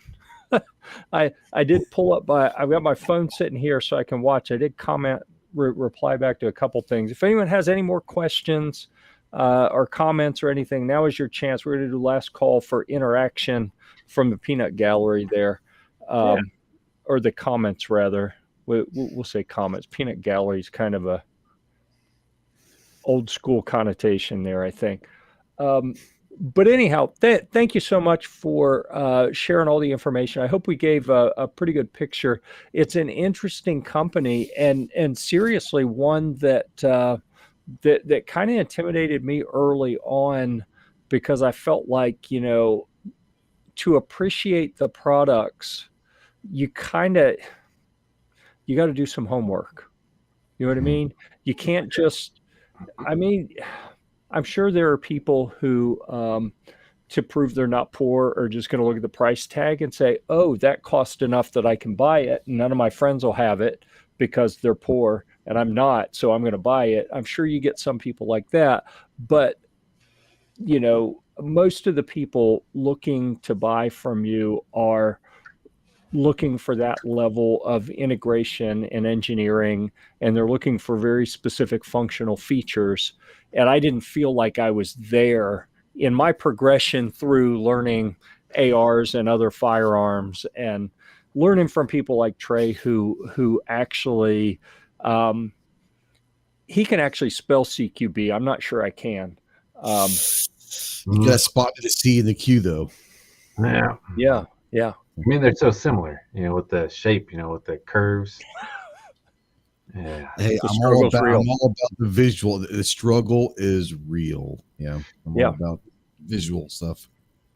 So anyhow, I appreciate you giving kind of a peek behind the curtain, both figuratively. I think we could even say, maybe even literally. Are you in the shop? Are you in the R&D space right now? I am. Hour 14 today. What's that? Hour 14 today. Oh my goodness. Yeah, we're burning the oil. Thanks, Jeffrey. Typical day. Yeah. He says as we're approaching 2 hours. So are any Let's go for 3. anything you want to leak? This is another look behind the curtain to the firearms industry. It's long work. It's arduous work. None of it's easy. It's freaking heartbreaking at times because stuff doesn't go your way and you just want it to work. And it's all the hours, and you don't see your family sometimes, and that's what it takes to do the job and get it done right and roll the stuff out the way it has to be done. It's like some of us are paying those bills. And this is a little bit of a look into the inside of the deeper, wider industry here. You have anything that looks cool that you can show us? Without getting anyone in trouble for showing something, but maybe a little tease or something. Oh, little the lighting's not great there, but a little different look there. Interesting. Very cool. Funny thing, it's a faux can. It's fake, but it's made dimensionally identical to our current can. So one of the things that I think, test your guys' knowledge. You ready for a field test? Does that look like you've ever seen it before? All right, and I can't see really because of the way my screen is kind of messed up. Let's see if I can enlarge on the phone here. So we got a ring spring. What's the little spring-looking thing that's locked into the texture? Okay, that's I thought that was like a painted line because I can't see it really well. So that's a spring. Okay. Right, the spring, it's one coil, and it's got a 90-degree bend with about an 1/8-inch little finger sticking out one direction, and then it fits into a little ratchet slot. So anybody familiar with the AKS 74U or the crank off? The muzzle device that's got more or less an M baffle in the front. It threads on. What keeps it in place is a spring with the little finger. Genius. Was that the one that was the weird threading though? Like it was almost opposite threading? Am I thinking of something different? I think you're talking about the regular flash hider for that. Okay, that might be. I couldn't say regular, but alternative flash hider for that gun. Yeah. And others that were similar in that family. But there's a muzzle booster that came on that gun, and the method of retention for the third piece, it's also colloquially called a Bulgarian 3-piece, this muzzle device here. And it's a body with a cone and then a spring with a little finger that fits in a groove. So you thread the cone in, and then the finger sits in a groove, and it doesn't thread out unless you physically remove that spring. We needed a positive retention method. You torque the tube down onto the mount body here, and there's a monocore on the inside. How does it stay on? Well, torque will keep it in place. That's a fact of life. But I tell you what, under heat cycles, there comes a point where how many heat cycles of what type is that torque going to relieve itself? And we said, man, let's just go full army on this thing and make it so it's never going to come off unless you want it to come off. And we got a guy on staff who's a ranger, a very kick-ass ranger. And he's like, I know who you're talking about. Right. And he was like, let me see that thing. And he's like, what is that? And we're like, that's a secondary retention method. And he's like, oh, so like the tube doesn't come off under heat cycles. And we're like, yeah. He's like, cool. That was the end of the conversation. Like, that's a win, guys. That's a win. Was it Chris? This was specifically designed for the U.S. SOCOM contract. It's coming up. That solicitation is due very soon. Surefire's had it for a long time. I got nothing to complain about Surefire. I do have one complaint, but I do like most all their cans. They're super small. And I would tell you what, when I first saw an RC2, I was like, on a 5.56, bro, that little thing? No. And then we sound tested it at Gemtech, and I'm like, dude, okay, I'm a convert. Like, that's good enough. For how small it is, it's an amazing little can. Yeah, it's awesome. But, man, they've had that contract for a long time. It's time to put it back on the table and say, hey, does anyone else do something better in any way, like in a measurable way? And we're like, yeah, man, check this thing out. How many SOCOM tables can that can do? I'd like to take the Pepsi challenge, please. The original Surge solicitation said they want to do, if I remember, it was 20 SOCOM tables consecutively. You show me any can in the world that can stand up to 20. 20 tables? 20 tables. Yeah, that's for anybody who doesn't know what a SOCOM table is. There's 240 rounds, 8 fully loaded 30-round magazines in a very specific cadence. The first magazine is 1 round per second. Second magazine is 2 rounds per second. The fourth magazine is 3 to 5 round bursts. The last mag is full auto. Every magazine has its own cadence. And then at the end of it, you let the system cool to ambient temperature. And if you're doing 20 consecutive tables, there's not a lot of guns that will survive before you're doing all kinds of crazy stuff. And there's going to be squat left of the barrel, because even the barrels, mil spec profile barrels are getting like 600, 700, 800 degrees or warmer, sometimes 12 or 1300 depending on the profile. And cans are getting like this. When we turned it white, that was during a SOCOM table. Wow. And we're talking that's close to 2000 degrees Fahrenheit to turn a can glowing white, like the actual color. Let's do 20 of them. Yeah, let's do 20 consecutive. That sounds like a great idea. And the great thing is this, because it's fully serviceable and it's easy to service, and the monocore pops right out and pops right back in, these other parts don't really wear. So at the end of that 20, man, that monocore is disposable. I pop a new one in there, that's effectively a new can. Right. And as far as I know, this is the only one that's serviceable. There might be some promise here, ladies and gentlemen. Yeah. So it's good. It's going to be good. All right, dumb question. I want to derail this. I don't want to, because that was really good, but I'm trying to figure out who the hell is shooting with a barrel that's 800 degrees and a can that's 2000 degrees. Like, is it mounted somewhere for this or what? Nope, it's shoulder fire with leather gloves. SOCOM tables suck. Like, they are legitimately horrible. I've done so many, and when you get to that last one, and everything's smoking and everything's glowing red, and you got to full auto mag dump another mag. You're like, you start smelling something that smells like flesh, and you realize, oh snap, dude, it's super not fun. Real. There are, I'm sure Crane and Aberdeen testing, Aberdeen Proving Grounds, I'm sure they do have an apparatus set up for remote firing these types of things. in the wider firearms and silencer industry, it's always fired in person, unfortunately. Like an apparatus. Gloves. Have you ever used welding gloves? So we do actually have welding gloves. I think I tried it one time, and it was something about I couldn't get the trigger to reset. I get that. Yeah.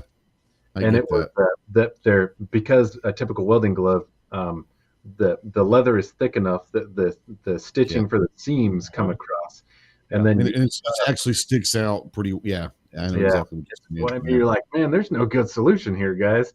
The gun is so hot when you're done shooting that you're holding onto it by the bottom of the magazine, because even the mag well of the lower receiver is so hot you can't touch it, and the buffer tube is so hot you can't touch your face against it, and you're like, oh, this is terrible. Oh my goodness. Well, but this is also kind of instructional for anyone looking to get in the firearms industry. This is what the new guy gets to do. Yeah, that's hey, new guy, got a job for you. Yeah, interns. Yeah, when I was interns were great. When I was at Smith & Wesson way back in the day, they were testing the M&P 2.0 while I was visiting there, and this was crazy. I had these guys. There's like 3 guys on this round table. 3 dudes jamming mags as fast as a person can jam a mag, and one guy's sitting there holding a pistol, and he's got his finger through the trigger guard. You guys remember Area 51, that video game back in the 90s, arcade game with the 2 pistols, right? So people like shoot the monsters that come up on the screen. You do that by like putting your finger through the trigger guard and like as fast as you can pull the trigger. That's how this dude was shooting on the range. He's like, and reloading, and these dudes are jamming mags as fast as it can be done, and they were shooting like some ridiculous amount, and I was like, dude, like shooting used to be cool for those guys. Yep. I'm sure they never want to own a pistol for the rest of their life. It's done, man. Wow. Oh, I sure hope they don't hire me after this internship. I love this job. Man, I deserve a desk job after this. I want to make enough money where I can pay people to load my mags for me. That's all I care about. Right. I want my own intern at this point. Yeah. Oh man, that's awesome. That's awesome. Yeah. So we got any questions come from the comments? You got nothing? Oh, let me see. He can't see anything. Yeah, I got to pull my phone up and look and see if anything's popped up. Well, and all I am seeing are the one of the platforms. We're on like 6 different platforms. So, and I apologize for that. I don't know what happened with this, but I'm afraid if I do anything else, it's going to like tank the whole thing. So, you will. It will. Yeah. Yep. Okay. Well, anyhow, thank you so much, Travis, for burning the midnight oil. And a little bit of tomorrow's oil, probably, maybe some for next week. All in one shot here. We really appreciate all the information, all the background on the company and the products. Trey, thanks for being here. TJ, as always, it wouldn't be this show if I couldn't be your sidekick. So thank you. I really appreciate that. Let's make a lap around here and so me, Ghost, TJ, we can talk about anything we have coming, and then Travis, think about closing comments. If you have anything that you want to tell folks about, that'll be your time, and then we'll shut her down. So let's see. I mentioned earlier that next week we're going to be at the gathering. It's called the Clinton House Plantation. It's in Clinton, South Carolina.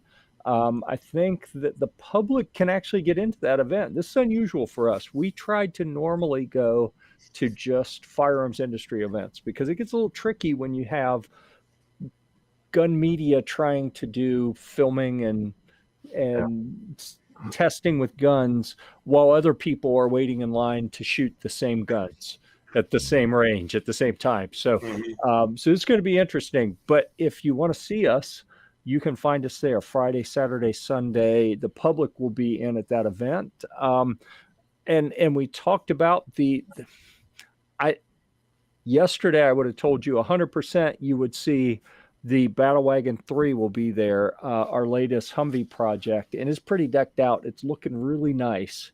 But it may be on a movie set during that. So And you spent all week working on it too. Well, yeah, but I'm looking at with fuel costs what they are. To go, I took it to a car show last weekend. It was a 100-mile round trip, and when I did the calculations when I got back, based on what I think is 6 miles per gallon and a diesel price of $4.90 a gallon, it cost me $54 to do that 100-mile round trip. That's over 50 cents a mile. This is a 500-mile round trip. I'm like, do I want to spend $300 on fuel for this trip? I don't know. I don't think I can take the Prius either, because that probably cost me like $60 for the round trip.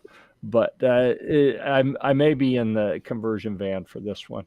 But at least we're going to have a big team there from Gear Report. So if you can make it to that event and you see anyone with a Gear Report shirt on, TJ, me, Alan, I think Randall is going to make his firearms industry debut. Caleb, Bob Barr. I'm forgetting we got like 8 or 9 people. Jose Juan. And then Trey will be wearing a Ghost Tactical shirt probably the whole time. I'll be wearing a Gear Report patch on my bag. So check that out. Clover Tack will be doing the same thing. The Gear Report team, we're going to be in there en masse for this. So come check us out if you're going to be there. And also, if anyone wants to check out that event, see what brands are going to be there, shoot us a note with what products you're interested in, who you want us to talk to, and that'll help guide our coverage a bit. So I think that's probably good enough for me. Trey, what do you want to talk about? Aren't you getting ready to go to something else before? Yeah, so today, I'm meeting Clover in Talladega for the Shooting Sports Showcase on Tuesday. What I thought, yeah. Are you going to be there, Travis? No, I'm going to be I'm teaching a class next week. Oh, okay. Man, that would be awesome. That'll be a Tuesday down at Talladega. And then we're going to leave that next morning, drive up to Clinton, South Carolina, and be ready to go for Thursday's media day. Real quick, today, I think it was today, was it not? Over on Gear Report, we had a torture test review of the BRG9 Elite dropped. We did a nice, fun little torture test with that. We call it the Crucible. That looked really neat.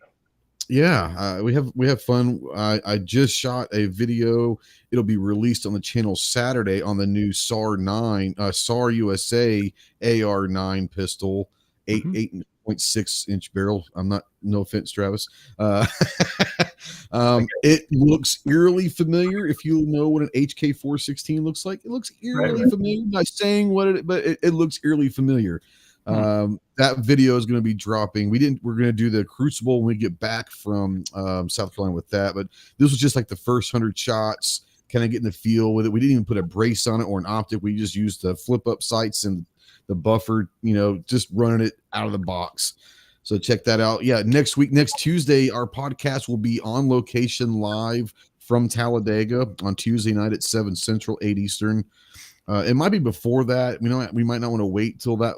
Depends on how tired we are. But yeah, that'll be on location from the Shooting Sports Showcase. Nice. And then we'll be at the gathering and probably be hopping on Thursday night. If you guys are going to go live Thursday night from the gathering, we'll probably be on there as well. Yeah. Perfect. That's it. TJ, you have set up, speaking of live from the gathering, you've set something up for our show next Thursday, right? In the morning, yes, I will. You will what? Yeah. It's not official. No, I mean, you set up the interview with 5150 Rifles, right? Yeah. We're gonna have the gang on. Yeah. Awesome people. Yeah, Keith and his crew will be on to talk They're going to about be there? their really interesting system for connecting the upper and lower receivers on AR type rifles. So really innovative stuff that they're doing. So that's going to be a neat chat, assuming that we can get sufficient. Boy, that's what I was worried about. We can't get sufficient internet coverage. This is going to be really awkward. Come to the house. Come to the house, and we're not there, but we're not too far. They have Wi-Fi there. If you want to come there if you want to. Yeah, we may end up doing that. We'll see what the Wi-Fi situation is. But what else you have, TJ? I get the CSR 556 from Wolfpack Armory. Okay. It's almost finished that one, and then the ARX Delta Gen 2, Good. BRG9 Elite, and DB9 from Diamondback. All kinds of stuff coming. Man, you got all kind of stuff. I know. Awesome. All right, we'll look forward to all that. So, Travis, you want to close us out with words of wisdom? Oh, buddy. No pressure, bro. A bunch of wisdom. I know. I got the best words of wisdom of all of them, who were given to me by a dear friend of mine. You don't get the days back. Make them count. Yeah, that's a very good point. So thanks. I really appreciate it. This is the point that I normally point at the screen and we say, we'll see you at the range, something like that. But right now, like, I literally don't know how to stop the broadcast because I can't click on the thing. I think literally I'm going to have to shut the browser down and hope that it shuts off. So I'm going to say we'll see you at the range and then click the button. I don't even know if it's going to work. So if it's awkward, I apologize. But here we go. We'll see you at the range. We'll see you at the range. Well, he stopped. There we go. There we go. We're shutting it down now. We're still live. So we're getting ready to find out if we're still alive. On my screen, yeah, we're still alive. Yeah, we're still live. Okay. He's probably rebooting it or something. Jeff always has the most weird technical issues ever.